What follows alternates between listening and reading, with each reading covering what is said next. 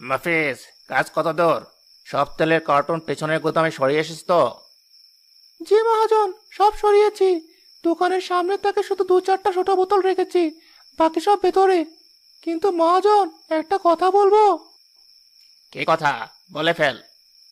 কাল থেকে রোজা, মানুষ যদি তেল চিনি না পায় খুব কষ্ট পাবে। গতবারও তো আমরা এমন করেছিলাম, গ্রামের মানুষ খুব গালাগাল দিয়েছিল। হ্যাঁ, হ্যাঁ, হ্যাঁ। আরে বোকা, মানুষের গালি দিয়ে কি আমাদের পেট ভরবে? পেট ভরবে টাকায়।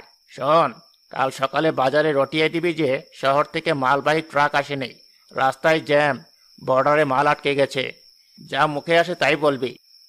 আর দাম, দাম কি আগেরটাই থাকবে? তুই কি পাগল?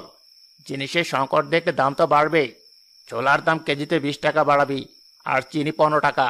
আর তেল, তেল তো নেই বলবি। যখন মানুষ হাহাকার করবে তখন পেছনের দরজা দিয়ে দ্বিগুণ দামে বিক্রি করবি, বুঝলি? বুঝেছি মহাজন, কিন্তু আজাদ চৌধুরী সাহেব যদি জানতে পারেন, উনি তো গ্রামের মাতব্বর। চৌধুরী সাহেবকে নিয়ে ভাবিস না, উনি বড়লোক মানুষ। ওনার জন্য আমি আলাদা করে ভালো চাল, ভালো খেজুর রেখে দিয়েছি। ওনাকে সালাম দেব, ভালো জিনিস দেব, ব্যাস উনি খুশি। গরিব মরলো না বাঁচলো সেটা দেখার সময় বড়লোকদের নেই। তুই শুধু আমার কথা মতো কাজ কর, এই ঈদে তোকে ভালো বোনাস দেব। ঠিক আছে মহাজন, তবে গরিবের কান্না শুনলে মাঝে মাঝে বুকের ভেতরটা কেমন করে যেন। ব্যবসা করতে এসে মন নরম করলে চলে না মফিজ। আবেগ দিয়ে সংসার চলে না।